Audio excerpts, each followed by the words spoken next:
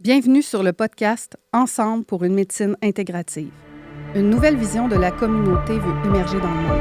Ce podcast invite à la collaboration de différents professionnels pour la création d'un pont entre les approches scientifiques et holistiques, entre la médecine conventionnelle et les médecines douces, pour que nous puissions un jour réellement dire Ensemble pour une médecine intégrative. Bienvenue sur ce nouvel épisode du podcast Ensemble pour une médecine intégrative. Aujourd'hui, je reçois Sylvie Lefebvre, avocate et coach PNL. Sylvie est avocate depuis 32 ans et coach PNL depuis 15 ans et elle a également un baccalauréat en administration des affaires. Sylvie est ici aujourd'hui pour vous parler, vous éduquer, vous amener des nouvelles connaissances dans le milieu des médecines douces au Québec et aussi en lien avec l'encadrement de la profession à travers les lois. Et moi, j'ai envie de vous dire, restez à l'écoute parce que même si je vous ai dit que c'est une avocate, c'est une superbe avocate qui vulgarise vraiment très bien. Vous allez assurément tout comprendre. Et c'est vraiment un sujet important puisque c'est un sujet qui touche tout le monde au Québec. C'est un sujet qui touche les thérapeutes en médecine douce, mais qui touche aussi le public puisqu'il y a énormément de gens qui consultent en médecine douce pour être accompagnés dans leur bien-être et leur santé. Et pourtant, ils ne sont pas au courant de ce qui se passe au Québec en lien avec ces différentes lois-là. Donc, voilà. Sylvie, tout comme moi, travaille et œuvre au quotidien pour faire avancer notre société vers une médecine intégrative au Québec. Alors, bienvenue, Sylvie. Bonjour. Je suis vraiment contente que tu aies accepté l'invitation. Moi aussi, je suis contente d'être ici. Je suis contente. Je t'écoutais raconter ma bio, puis je suis là. Il y a beaucoup de choses qui s'est passé depuis toutes ces années-là. Et je suis contente que nos chemins se seront croisés pour faire évoluer ça ensemble parce qu'il n'y en a pas beaucoup qui sont investis, par exemple, comme toi, à faire avancer ça. Et merci, j'aimerais le reconnaître. Puis je te remercie à toi parce que tu fais partie des, on va dire, des battantes puisque tu es dans le droit. Alors, je pense qu'il faut un petit côté guerrier quand on est dans le droit. Et tu fais partie de ces gens-là qui veulent faire avancer les lois pour quelque chose de plus, j'ai envie de dire, de plus aidant pour toute notre société. Et encore une fois, vous n'êtes pas nombreux à vous être spécialisés dans du droit en médecine douce. J'aimerais ça t'entendre sur le sujet, Sylvie. Toi, là, premièrement, qu'est-ce qui t'a amené vers le droit? Et aussi, pourquoi t'être spécialisée dans le droit pour les médecines douces? Qu'est-ce qui m'a amené à tout ça? La vie t'amène toujours dans le bon chemin au bon moment. Alors moi, j'ai commencé en affaires d'abord. Et puis, je trouvais qu'il me manquait des aspects que je devais incorporer. Alors, je suis allée faire mon droit. Encore là, j'ai travaillé très peu du droit traditionnel, plaidé, très peu. C'était pas ma façon qui me plaisait de combiner, de marier les deux. Alors, je suis allée plutôt en entreprise. Alors, j'étais plus une avocate d'affaires, conseillère juridique. Et puis, je trouvais qu'il me manquait encore le côté humain. Pour moi, c'est super important, le côté humain, d'ajouter ça à ces notions-là de droit qui est plus froid, qui est plus beige, comme tu disais. C'est pas la couleur que je privilégie. Ça te représente bien. Tu es très colorée comme personne. Alors, pendant que j'étais encore avocate, je suis allée suivre ma formation en PNL. J'ai commencé là, au tout début, là, le praticien, la base, en me disant, eh oui, je vais aller chercher des informations minimum pour que je puisse avoir des notions à incorporer dans le droit. Je tombais en amour avec la PNL. La puissance de ces approches-là en relation d'aide. Il y a la PNL, mais il y en a d'autres. Alors, moi, c'était la PNL. Et j'ai voulu l'incorporer dans mon quotidien. C'est-à-dire, j'étais à l'époque, quand j'ai gradué en 2010, dans une transition de carrière. Alors, laisser le droit traditionnel ou le conseillère juridique en moi et aller plus vers le coaching d'affaires et mon autre dada, les athlètes, la natation. Et juin 2012 est arrivé. Juin 2012, on parle du projet de loi 21 où on est venu définir un terrain de jeu spécifique avec des actes réservés pour les psychothérapeutes. Et c'est là que tout s'est transformé pour moi.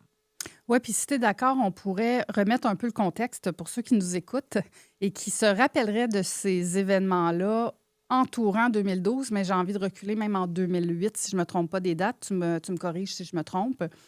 En 2008, il y a eu un documentaire qui a été fait par Radio-Canada. C'était bien avant ça. Bien avant ça. Est-ce que ça se peut qu'il ait été diffusé en 2008 alors, ou même si c'est avant ça? Avant ça. Avant ça. En tout cas, dans les À années l'automne 2000. 2003. Parfait, 2003.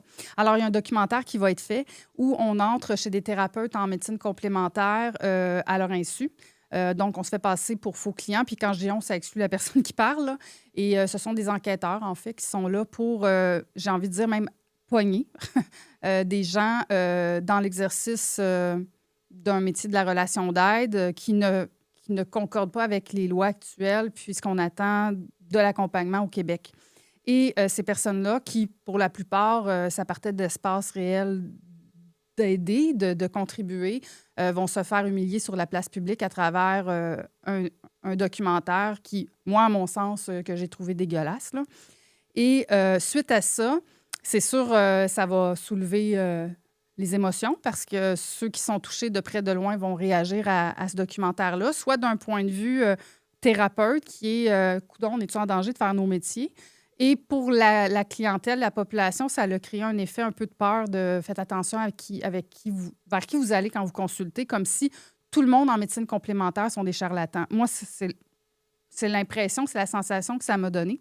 Et suite à ça, tu me dis encore une fois si c'est vrai, bien là, la politique rentre là-dedans, puis il va se passer quelques années pour arriver à cette fameuse loi 21 en 2012 qui va venir encadrer les métiers d'accompagnement. En fait, la loi que l'on a établie, qui est en vigueur depuis juin 2012, c'est venu mettre un cadre, un terrain de jeu avec des actes réservés pour les psychothérapeutes. Donc, nous, et les gens, les thérapeutes en relation d'aide, on doit s'éloigner d'eux. Alors, on a un territoire et nous, on est à l'extérieur. Alors, ça fait un positionnement différent et ça amène des choses qu'on peut dire et ne pas dire, faire et ne pas faire, parce qu'on a un territoire exclusif. Mais c'est la même chose pour beaucoup de professions au Québec. Les avocats, les comptables, les notaires, les architectes et autres, ils ont tous des champs de compétences exclusifs. Ça, c'est une réalité en droit ici.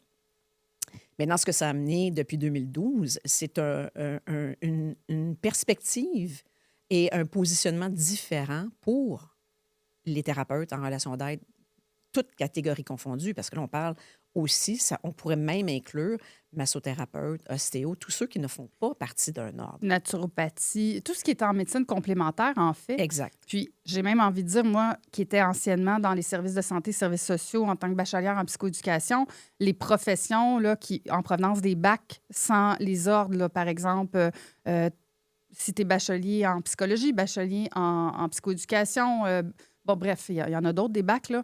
On se retrouve avec des titres d'ARH habituellement dans le milieu et pas nécessairement dans un ordre professionnel. Et ça a touché aussi toutes ces professions-là.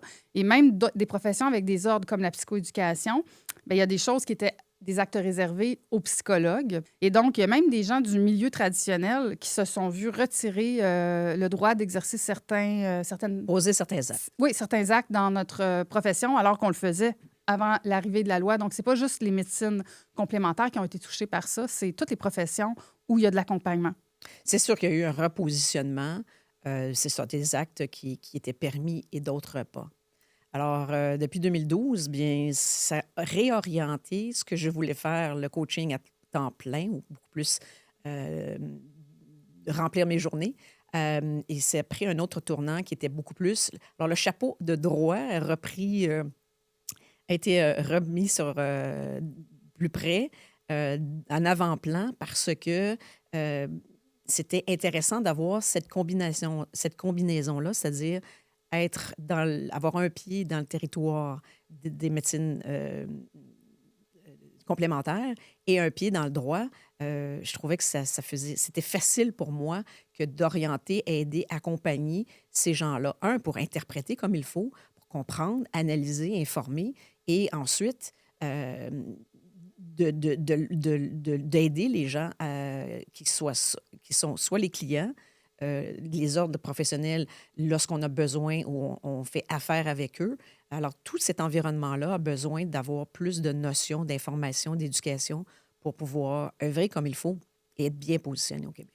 Oui, puis j'aimerais ça t'entendre sur un point particulier.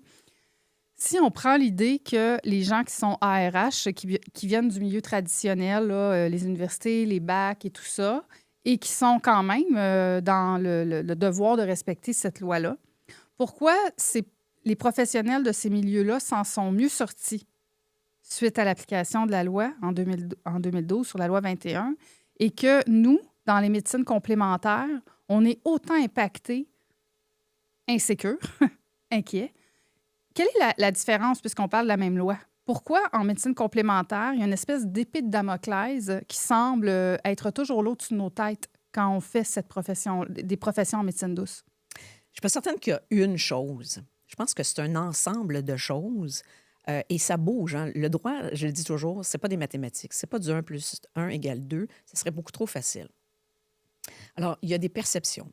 Il y a un vouloir politique. Il y a des façons de s'organiser pour les métiers d'accompagnement qui sont différents de ceux qui sont professionnels, comme ceux que tu viens de mentionner. Alors, c'est sûr que dans les métiers d'accompagnement, il y a différentes écoles, il y a différentes approches, il y a différentes façons de le véhiculer. Et ça peut, de leur côté, du côté des ordres, les inquiéter parce qu'ils ne perçoivent pas la rigueur, les heures de formation, l'uniformité ou la standardisation de certains concepts de base qui, eux, privilégient. Alors, c'est un ensemble de choses que c'est possible, selon moi, parce que tu me connais, je suis option, de pallier, d'avoir des solutions par rapport à ça, de bien comprendre la loi, de bien l'appliquer.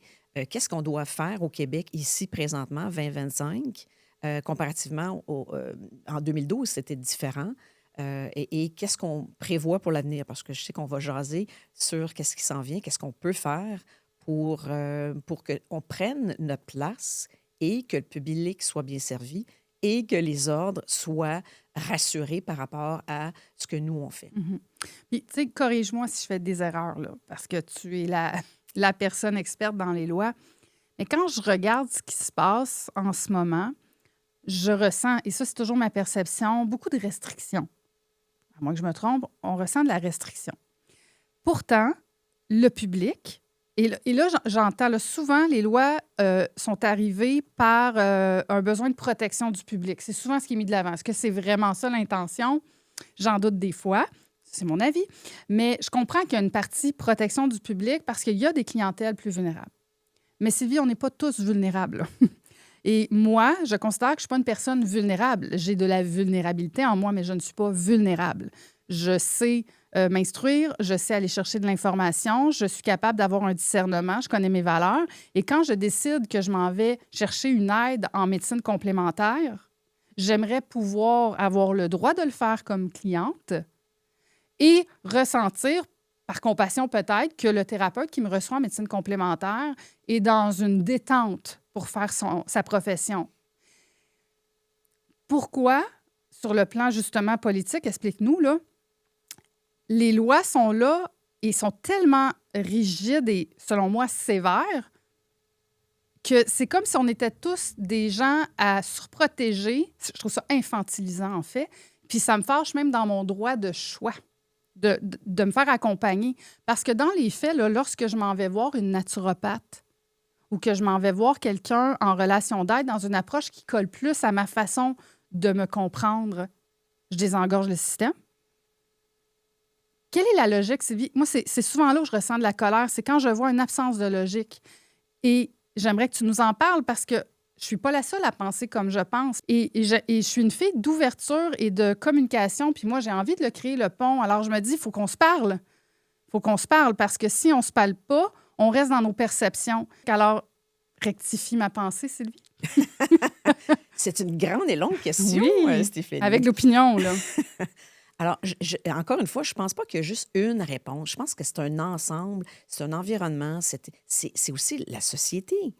Est-ce que il y a beaucoup de gens qui sont au courant dans la population? On parle toujours du Québec. qui sont au courant qu'il y a des médecines alternatives. Pour avoir accès ou le savoir, tu dois être informé puis éduqué. Soit que tu connais quelqu'un qui les a utilisés, soit que tu connais quelqu'un dans ta famille qui soit thérapeute, quoi que ce soit, une voisine. Mais je pense pas, mon constat à moi, c'est que c'est pas tout le monde qui sont au courant de ça. Et les ordres professionnels, la mission première, moi, ce que je dis toujours, c'est qu'elle est tournée vers l'extérieur. Protection du public, toujours. Et c'est sûr que ça fait des ratés. Les associations, par contre, sont là pour l'intérieur, sont là pour leurs membres. Gang, qu'est-ce qu'on a besoin? Qu'est-ce qu'on peut faire ensemble? On peut s'organiser pour aller demander des choses. Alors que les ordres, c'est l'inverse, extérieur. Donc, déjà, ce positionnement-là fait qu'on doit naviguer avec ça. C'est un choix de société, c'est un choix d'éducation et d'information. Et ça commence à la base, ça commence à...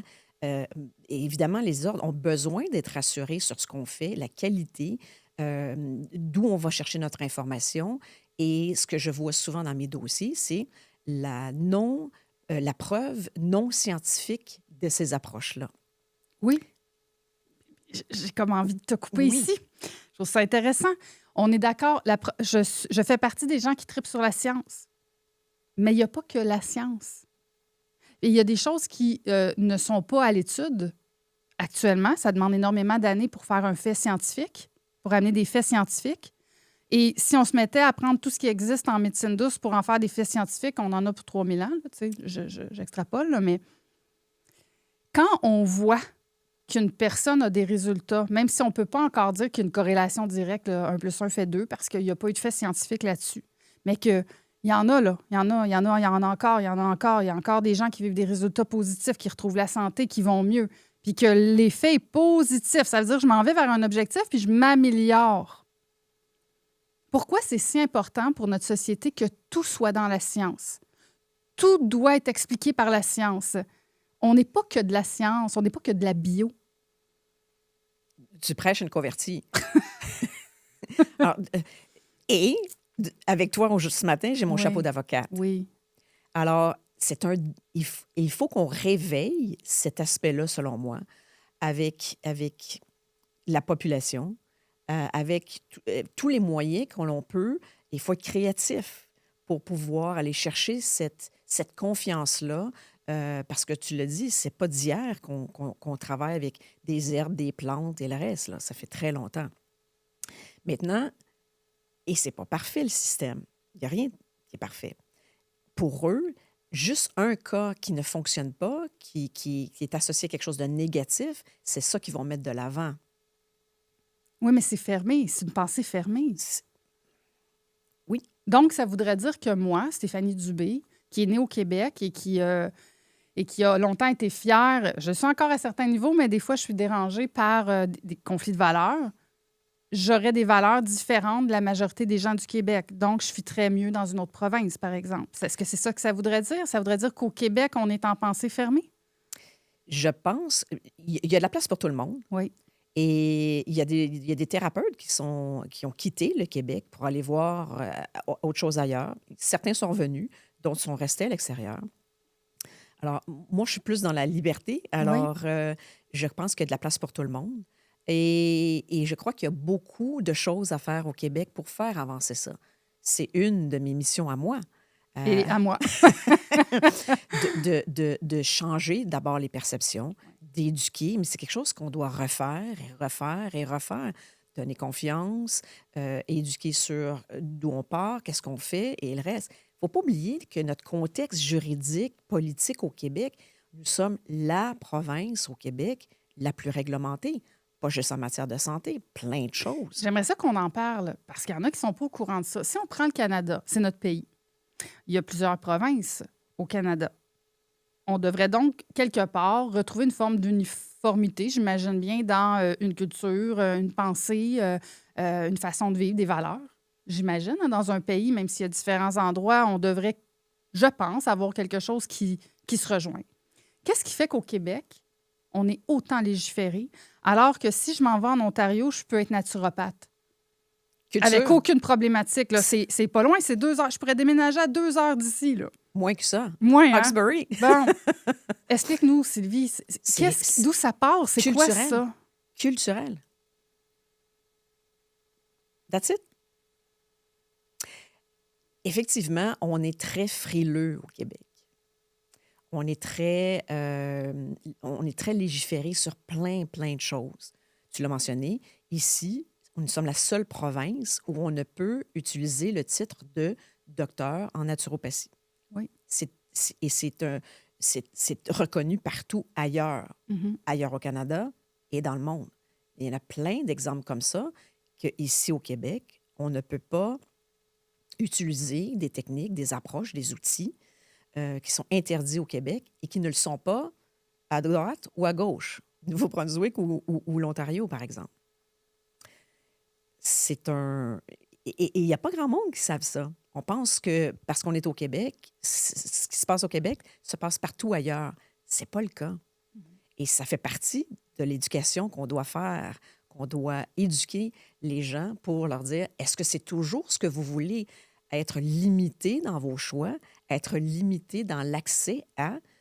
Peut-être que avoir le choix, c'est une chose. Vous pouvez ne pas le prendre, le choix, mais ça reste un choix. Mais j'aime ça que tu poses la question, là, comme s'il y avait des gens qui étaient vraiment en train de se poser la question. Parce que moi, je suis dans le milieu depuis 20 ans, ce qui veut dire que je suis très au courant de ces situations-là parce que je le vis avec l'épée de Damoclès au-dessus de la tête.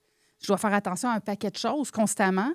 Parce que oui, il y a une espèce de chasse, et là, je ne suis pas paranoïaque. Il y a une chasse. Ça veut dire, c'est pas fais attention, puis s'il y a quelque chose, on va rectifier. C'est je cherche à te pogner. C'est ça au Québec actuellement. On est d'accord? Il y a de ça, là. Bien, ça existe. En ce moment, on est dans un espace-temps où c'est extrêmement... on est très observé. Nous, quand je dis les thérapeutes, parce que j'ai plusieurs dossiers sur mon bureau, où les moindres petites choses sont regardées à la loupe. Effectivement, en ce moment, on est dans une période où ça va assez loin, dans le sens, on va ratisser large. Mais est-ce qu'ils sont conscients de ce que ça crée comme mouvement? Parce que quand on est des milliers à vivre cette pression-là, là, moi, parfois, j'ai presque le goût de mettre ça dans la case de l'intimidation, là, parfois, dans le ressenti. Quand on est des milliers à vivre ça, à un moment donné, ça va soulever quelque chose. Là, je veux dire, les gens ne peuvent pas ne pas savoir ce qu'ils savent aujourd'hui. Quand on a été formé dans des approches non conventionnelles et qu'on voit les résultats, il n'y a personne qui va revenir en arrière à ne pas savoir ça puis à faire comme si tout ça n'existait pas. On ne peut qu'avancer. Il n'y a que le changement qui est possible vers l'avant. Alors, à force de venir comme, moi j'ai envie de dire serré, ça va péter. Quel est l'intérêt d'agir de cette façon-là plutôt que de créer un pont, des communications, être en ouverture, s'asseoir réellement pour poser des questions, pas de façon hypocrite en rentrant de force dans des bureaux en étant caché avec des caméras, là. Des vraies conversations ouvertes avec des vrais sujets, avec différentes personnes qui ont, oui, des points de vue différents, des gens en sciences, des gens qui sont dans les médecines ancestrales, des façons un peu plus énergétiques ou spirituelles d'accompagner. Tu sais, je me permets un exemple, Sylvie. Là. Puis ça, c'est Stéphanie, la fille, la femme, là, pas Stéphanie, la thérapeute ou l'enseignante. L'année passée, ma fille a perdu son chat. Elle a perdu, en fait, le chat, il s'est noyé et elle est rentrée dans un grand deuil. C'est normal, hein? Elle a perdu un animal. J'ai utilisé avec elle une pratique ancestrale qui est un rituel de passage vers le deuil à travers des mantras, à travers un moment où on a exposé le corps du petit chat, puis on a fait un rituel et tout ça. Ça provient des rituels, des sagesses ancestrales, de la méditation, de la spiritualité. Ma fille s'en est vraiment, vraiment rapidement sortie. Pourquoi je parle de ça? C'est pas scientifique, ça. Mais pourtant, j'ai un enfant qui a bien géré son deuil. Pourquoi on ne discute pas de ces choses-là? Pourquoi c'est vu comme quelque chose de... Le mot charlatan, je suis plus capable d'entendre ça. Je suis plus capable d'entendre ça. Pourquoi on vient tout le temps mettre ce mot-là sur tout ce qui est différent, sur tout ce qu'on ne peut pas expliquer? Pourquoi le mot holistique, qui provient du mot holos, qui veut dire global et total, intégral, qui veut dire physique, émotionnel, spirituel, énergétique, qui veut dire mental, qui veut dire tout ça, on va coller l'étiquette du charlatan. Il fait donc plaisir à du monde, ce mot-là. On devrait l'enlever du dictionnaire. Ça me fatigue. Qu'est-ce que tu peux nous dire là-dessus? de surtout utiliser cette façon de penser, cette fatigue-là, Oui, cette essence-là pour créer justement ces ponts-là. oui, Parce que si on est tous confortables, il n'arrivera rien, Stéphanie. oui. Peut-être qu'on a besoin de ça pour être rendu au bout et dire ça suffit. Il y a des choses qui doivent être bien encadrées. Je suis d'accord, tu es d'accord, je suis Oui, certaine tout avec à ça. fait, parce qu'il y a des choses, il y a des gens qui ne sont pas formés. On n'est pas en Voilà. train de parler de gens qui s'inventent. Je fais de la Les relation d'aide, mais j'ai certifications, étudié en coiffure. Je fais de la relation d'aide, mais j'ai étudié en plomberie. oui, On ne parle pas de ça, là, on parle des gens qui se forment, là, des gens qui oui, ont des approches différentes, non conventionnelles, oui. mais qui sont quand même formés à quelque chose, qui ont un message à amener, une façon d'amener les gens à cheminer. Alors, ça va prendre de l'organisation du côté des médecines holistiques, comme tu viens de dire, des médecines autres, des approches différentes, de s'organiser entre nous pour faire, pour une fois, j'aime pas dire front commun, mais j'aime s'organiser, Une solidarité, une coopération, une collaboration, une travailler participation collective. bras dessus pour avoir un discours cohérent, intelligent, pour aller ensuite s'asseoir et avoir une communication honnête, avoir une communication ouverte sur qu'est-ce qu'on peut faire ensemble. Ouais. Ce qui m'intéresse depuis les dernières années, surtout depuis que c'est devenu à la mode au Québec, la médecine intégrative, Ouais. moi, je m'y intéresse beaucoup, surtout au niveau international. Et la médecine intégrative, la façon qu'on approche ça, c'est de mettre, et je le dis volontairement, le patient, ce n'est plus un client, un patient au centre de décision. Oui, le patient devient participant, en fait. Et le fait pour le patient, pour toutes sortes de raisons, il peut choisir de ne pas prendre de décision. Mais c'est un choix pour toutes sortes de raisons. Il est dans une situation où il ne se sent pas dans la possibilité de faire un choix éclairé et remet ce choix-là, mais il le remet de façon consciente à X, Y, Z. Ça peut être... Oui, remettre son pouvoir à l'extérieur à un spécialiste, quelqu'un qui sait comment l'accompagner, puis il a le droit de faire j'ai envie d'être complètement guidé et de me laisser guider à travers les spécialistes. Mais ça, c'est un choix. Oui, mais en ce moment, on n'a pas ce choix-là. Exact. Ça, c'est la vraie médecine intégrative. Oui. Le patient au centre d'une équipe et d'une équipe qui est vraiment multidisciplinaire. Une vraie équipe multidisciplinaire, lorsqu'on parle à l'international, ce qui se fait ailleurs et qui fonctionne, Mhm. ce sont des médecines naturelles, holistiques, spirituelles, énergétiques et de la médecine scientifique, médecin et autres. Oui. Ça, pour moi, c'est de la vraie médecine intégrative. Puis pourquoi, au Québec, on ne s'inspire pas de ça? Il faut qu'il y ait une demande de la population. Il faut qu'il y ait il faut que ça vienne par le bas. On parle tout le temps de changer en haut de la pyramide. Mais on est notre OK, voix. je te coupe déjà. Là. Je reviens à une question, Sylvie. Il faut que ça vienne de la population. Je suis la population. Il y a un paquet de gens qui veulent ça. C'est quoi concrètement, Sylvie? Il faut que ça vienne de la population. J'appelle qui? Il est où le numéro? Ben, c'est un très bon exemple. Député, ministre. Et c'est certainement pas en le faisant une fois qu'il faut qu'on pense qu'il va y avoir des résultats. C'est quelque chose qu'il faut remettre, qu'il faut toujours parler.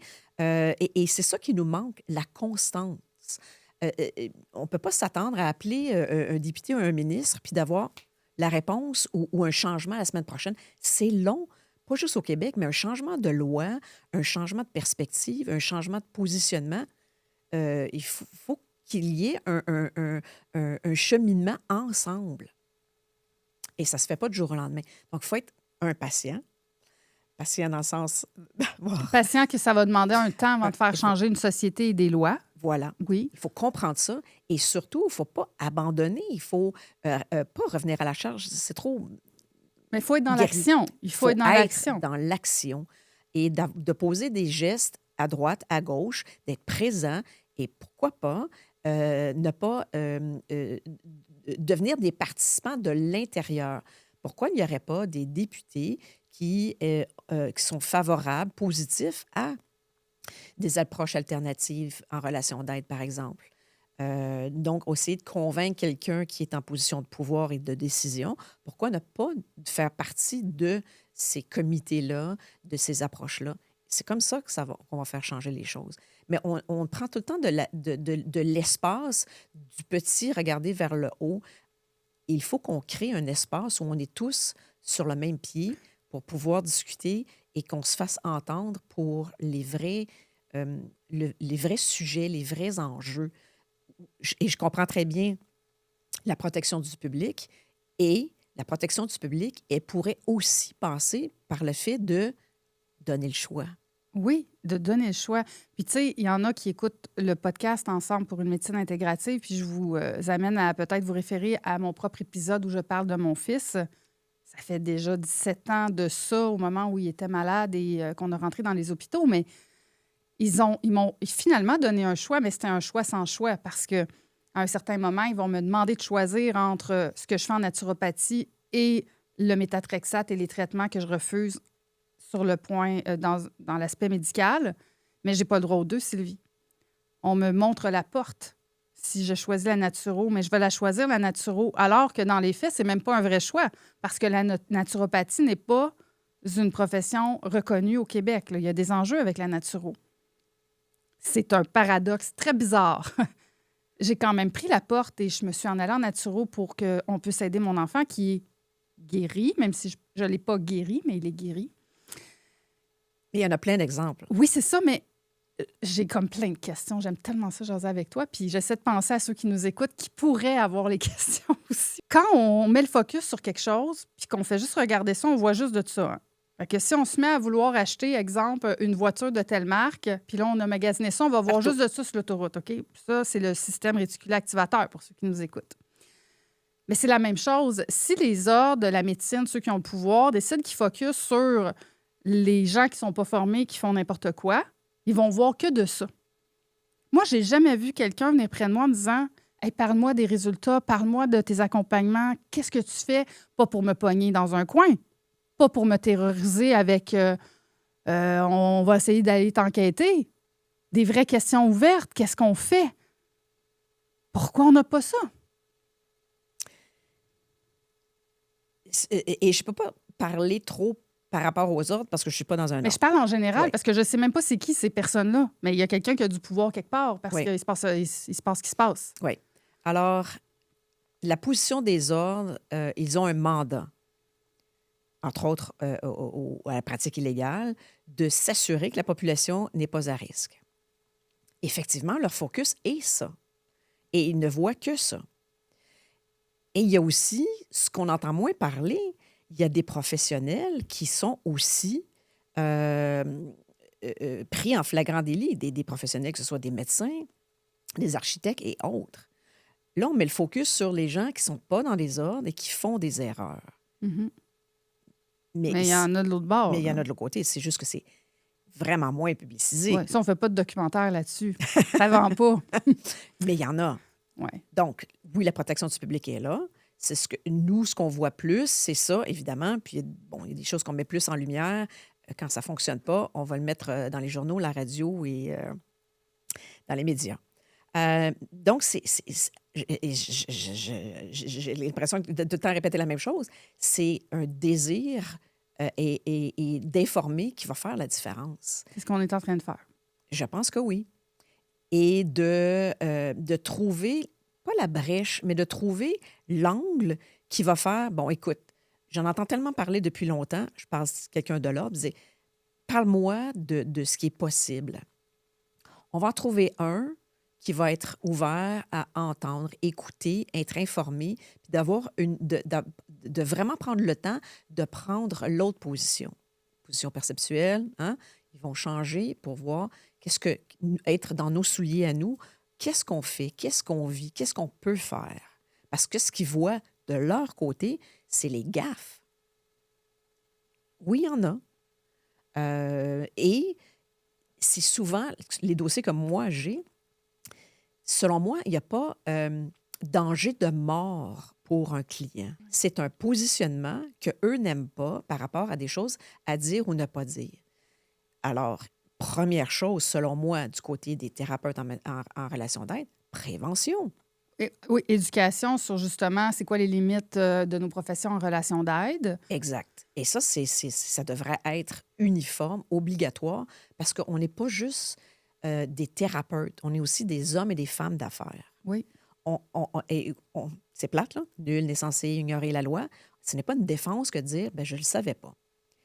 On a des nouvelles lois. La loi 25. Là, on parle de la loi 21 Là, surtout. par contre, la loi 25 touche tous les entrepreneurs, pas seulement en médecine douce. Je veux dire, Exact. c'est des lois de protection des renseignements. Là. Exactement. Mais ça touche le thérapeute qui doit s'adapter à ça. Il y en a d'autres. Les reçus d'assurance, qu'on ne parlera pas, mais que tu connais.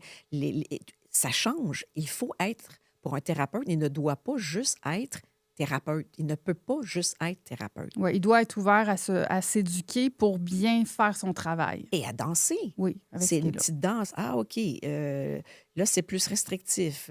Il y a des mots, tu l'as mentionné, holistiques, qui étaient utilisés depuis très longtemps par certains thérapeutes ou autres, qui maintenant semblent chatouiller ou incommoder certaines personnes par son utilisation. C'est un mot qui existe. C'est un mot de vocabulaire dans le Mais il y en a dictionnaire. plein d'autres. Et selon moi, il y a très peu, si on parle de mots, là, des mots, MOTS, des termes, à ne pas utiliser pour un thérapeute, il y en a très peu.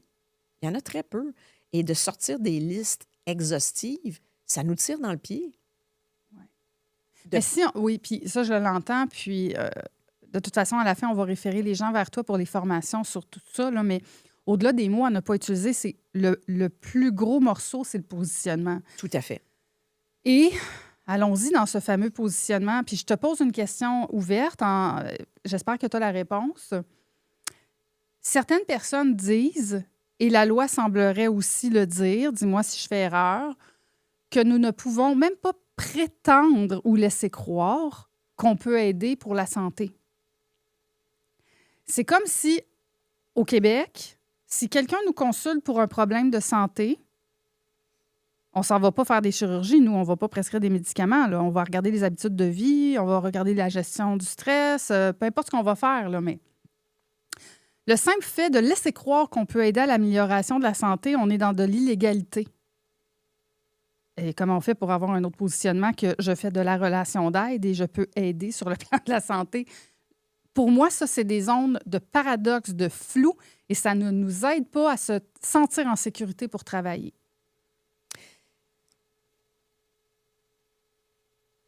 Et mon opinion, il ratisse large. Là. C'est clair. C'est clair. Maintenant, regardons-le d'une autre façon. Il y a des gens qui sont plus confortables avec étirer l'élastique ou pas. Et je ne dis pas de faire indirectement ce qui est interdit de faire directement. C'est pas ça que je dis. Non, on est là, ici, on est toujours dans la on légalité. le répète, même moi, j'ai une école de formation. Tu es invité constamment à venir faire les formations sur la loi 21, la loi médicale. Je forme mes étudiants à ce qu'ils soient dans le respect des lois. Mais là, ici, on parle pas d'être illégaux, on parle de est-ce qu'on peut faire évoluer la société pour que le carré de sable y grandisse, là, parce qu'on est très, très dans une cage, nous. Là. Oui. Mais il y a des dossiers en ce moment qui sont devant la Cour d'appel. Il y a certains dossiers qui sont contestés, qu'on demande un positionnement différent aux tribunaux. Reste à voir. On devrait avoir des décisions prochainement. Ça risque de nous impacter positivement. Ou si ça ne nous impacte pas positivement, il va peut-être y avoir une brèche, une façon de le regarder pour qu'on puisse faire des avancées. Encore là, le thérapeute, il peut faire plein de choses, à mon humble avis, malgré les lois actuelles, légalement. Tout ce qui est prévention, c'est possible d'aller nager avec la prévention en gardant les outils dans le présent, maintenant, amélioration pour le futur. Oui, ça, je le saisis, mais la plupart des gens qui consultent, ils arrivent avec déjà des pépins de santé. C'est bien rare que quelqu'un va investir du temps, de l'énergie, puis un désir de projet de venir consulter en se disant « Au cas où je serais malade dans 30 ans, viens m'éduquer ». Les gens arrivent avec des pépins. On est en prévention de l'aggravation, mais on n'est pas en prévention. On est dans ces là. Tout à fait. C'est de jouer ces mots, là. Oui. Et notre positionnement, c'est notre focus, tu le sais, c'est jamais sur la pathologie, c'est sur la personne. Oui. Nous, c'est la personne. Qu'est-ce que tu veux? Tu as de la difficulté à te lever le matin, tu as de la misère à te mettre en action, tu veux un changement de carrière, tu veux que ça soit plus léger, moins lourd. C'est là-dessus qu'on travaille. Je suis d'accord, sauf que je reviens sur le fameux concept de laisser croire que. Si une personne arrive, et là, je donne des exemples de cas parce que je veux des vraies réponses d'avocate et tu es super experte là-dedans, donc je t'utilise. Quelqu'un arrive dans mon bureau, a un problème de santé physique, il est au courant que je ne suis pas médecin, que je ne me mêlerai pas de son pilulier. Il y a son spécialiste à aller voir, puis d'ailleurs, je l'encourage à y aller parce que la loi nous demande de le faire au Québec. Et là, je vais l'amener à voir autrement les stress de son corps pour qu'il puisse améliorer sa santé.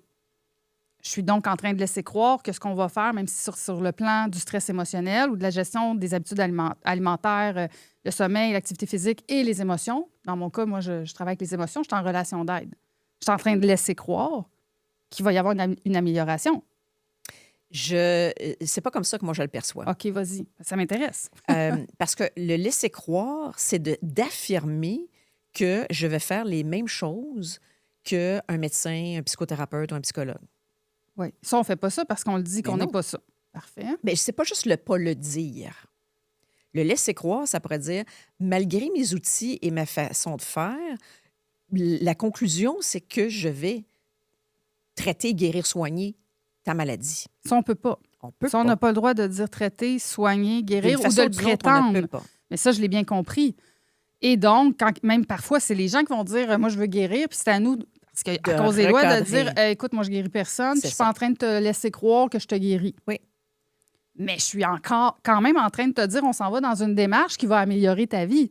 Oui, mais on améliore la vie, c'est de la relation d'aide. Oui, mais quand on est en santé, on est plus dans la portion naturelle. Oui, mais on peut améliorer quand même. Donc ça, c'est toléré.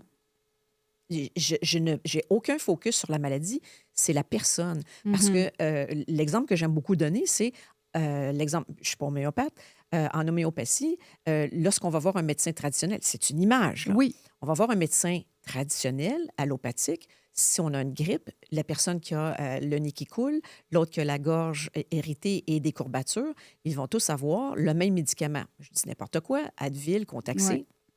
Il n'y a pas de distinction sur la personne.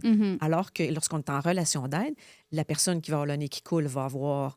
c'est sa personne, c'est elle que l'on va se concentrer et elle va avoir une solution X. L'autre qui a des courbatures va avoir une solution Y et l'autre va avoir une solution Z. Pourquoi? Parce que pour nous, ça ne sera jamais la maladie qui est notre focus. Notre focus, ce sera toujours la personne.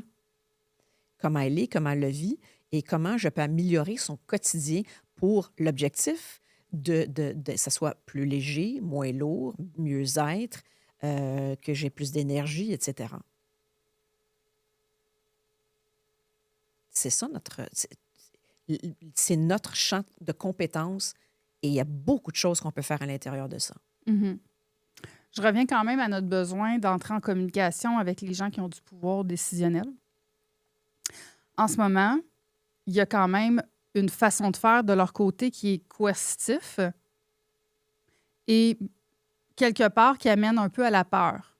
On est d'accord? Est-ce qu'on est d'accord que ça crée ça?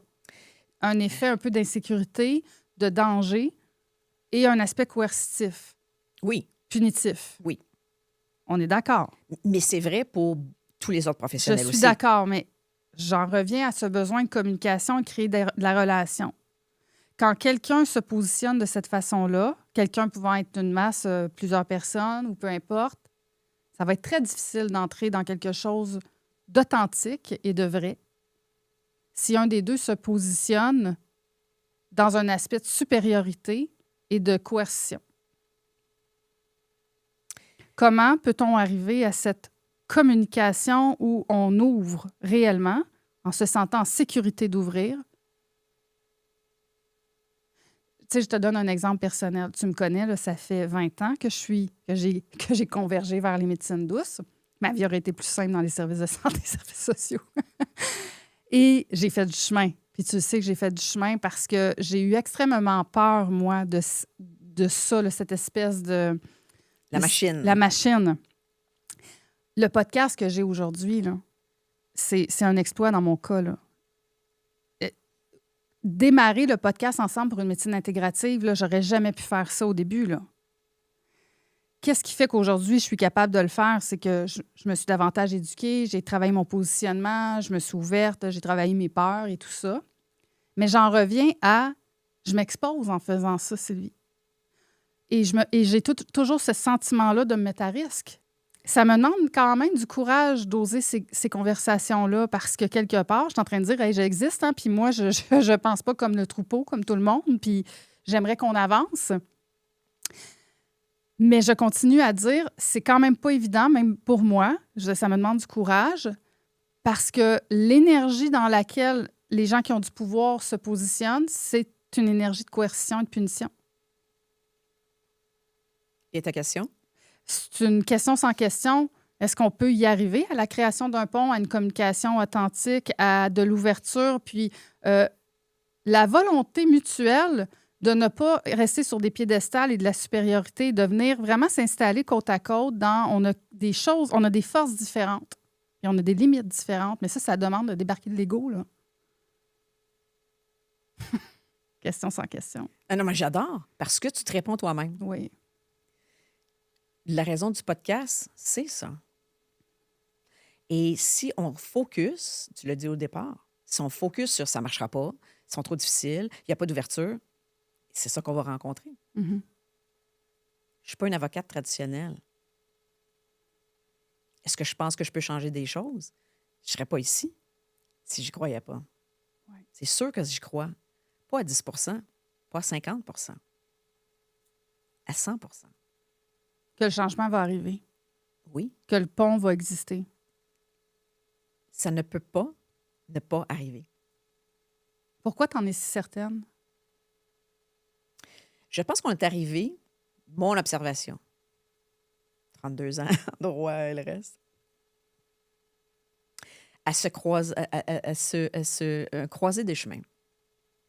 Est-ce qu'on choisit la ligne dure ou on ouvre?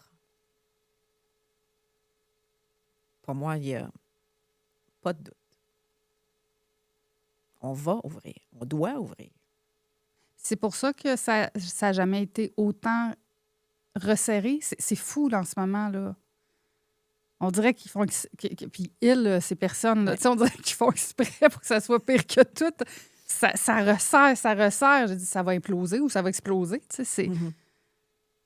C'est parce qu'on y arrive. C'est sûr qu'on brasse des choses. C'est sûr qu'on va déstabiliser des choses. Les changements arrivent dans la déstabilisation et dans l'inconfort. Sinon, il n'arrive à rien. Si on continue à, c'est une image, là, manger des chips et regarder notre TV le soir, il n'arrive à rien. Ça prend des gens qui y croient. Ça prend des gens comme toi et moi. Peut-être que ça ne se fera pas demain. On aimerait ça demain. Ou après-demain. Après-demain. D'ici une semaine. Tant mieux si c'est ça. Mais ça prend des gens engagés. Ça prend des gens qui y croient. Ça prend des gens qui ça peut arriver qu'on ait des petits moments où on doute. Mais on a une équipe pour avancer vers ça. Mm-hmm. C'est certain. On n'est pas là pour les confronter. C'est un mot que je ne vais pas utiliser.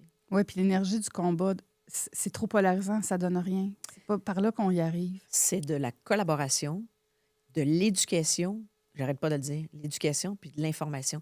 Plus les gens vont savoir, dire, ah, c'est vrai, au Québec, on n'a pas le droit à ça. C'est vrai. Ça choque beaucoup de gens quand on leur dit ça, quand ils ne sont pas au courant. J'aime mieux travailler avec quelqu'un qui est un petit peu choqué. Ça fait avancer plus de choses que quelqu'un qui va manger des chips devant TV. Oui, c'est sûr, parce que la colère, c'est quand même une énergie où c'est une Action. émotion qui nous visite quand on sent que nos valeurs sont atteintes ou que des gens ont dépassé nos limites ou qu'on les a laissés dépasser nos propres limites. Donc, la colère, c'est sain, là. C'est juste que, évidemment, il faut arriver à tempérer ça pour qu'on rentre dans des communications saines, parce que si on est juste à coup de bâton, c'est une image. Oui. Les guerres ont fait beaucoup de morts, hein? Fait que c'est pas la voie à prendre, je pense, là. Et de continuer à faire bien les choses qu'on fait maintenant. Il y a plein de choses qu'on peut faire maintenant dans le contexte actuel. Documenter pour justement bâtir notre répertoire de bons dossiers, de bonnes choses qu'on a fait. Puis quand on parle de documenter, c'est par exemple quelqu'un qui serait venu nous consulter avec, mettons, un état maladie, même s'il est suivi et tout ça. On met des choses en place, il y a un résultat dans le sens où la personne elle a une amélioration, des symptômes qui ne sont plus là. On documente ça? Objectif atteint. Encore là, on joue sur les mots. Oui. On a atteint nos objectifs, que ce soit de santé ou autre. On a atteint nos objectifs. C'est sûr qu'on va nous demander comment vous avez fait ça. Là, c'est autre chose. Oui. Mais c'est là où il y a des frustrations de part et d'autre. Il va certainement y en avoir. Mm-hmm. Mais il faut garder le cap. Puis il faut y croire. Être convaincu. Je terminerai avant qu'on s'arrête ici, parce que je vois le temps qui passe, c'est tellement intéressant. Je te recevrai peut-être sur un autre épisode du podcast. Si on a des gens qui nous écoutent, puis je pense pas... si? Bien, pas si, effectivement. Il y a plein de gens qui nous écoutent. Alors, mais c'était dans ceux qui nous écoutent, s'il y en a qui sont dans le métier des médecines douces, ou des gens qui pensaient se réorienter vers des métiers, des médecines complémentaires. Là, en nous écoutant, ça peut faire « Hey, là, je m'en vais pas là-dedans. » Tu sais, c'est comme la fosse au lion. Qu'est-ce que tu leur dirais à ces gens-là qui, quelque part, on l'appelle profond? La plupart ont vécu des histoires vraiment extraordinaires dans les médecines douces. C'est ce qui les réoriente à vouloir exercer un métier en médecine. Moi, je ne me rappelle pas au secondaire, là, dans nos choix là, de carrière, quelqu'un va dire « Moi, je m'en vais en médecine douce. » Peut-être que je suis rendue trop vieille pour l'époque, mais... C'était pas là. La plupart des gens que j'ai croisés dans ma vie, puis ça m'inclut, cette réorientation-là, elle a été faite suite à des expériences avec des thérapeutes en médecine douce dues à des événements, comme moi avec mon fils qui souffrait d'une maladie qui n'est plus malade. Donc, comment faire en sorte pour les inspirer malgré le terrain miné actuel? Personnellement, je ne pense pas que moi, j'ai inspiré personne. Je vais te dire pourquoi. Parce que quand on a l'appel, il n'y a rien qui nous arrête. Moi, quand j'ai décidé que je voulais en apprendre plus sur l'humain, je suis allée.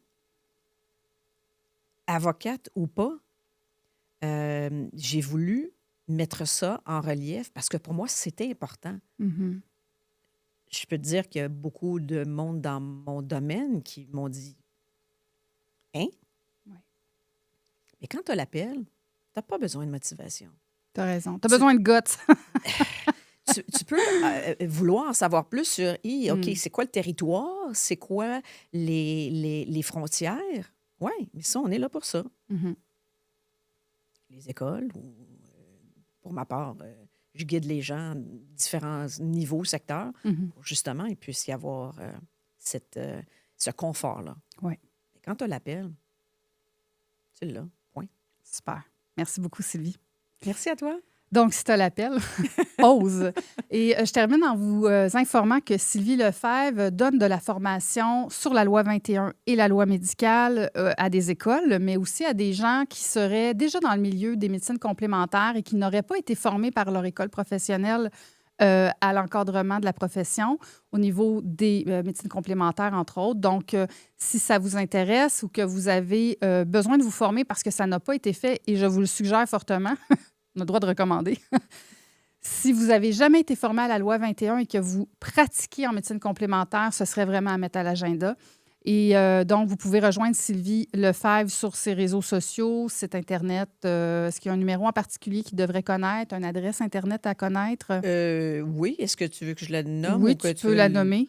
Alors, lefebvre26@hotmail.com, plus facile, courriel.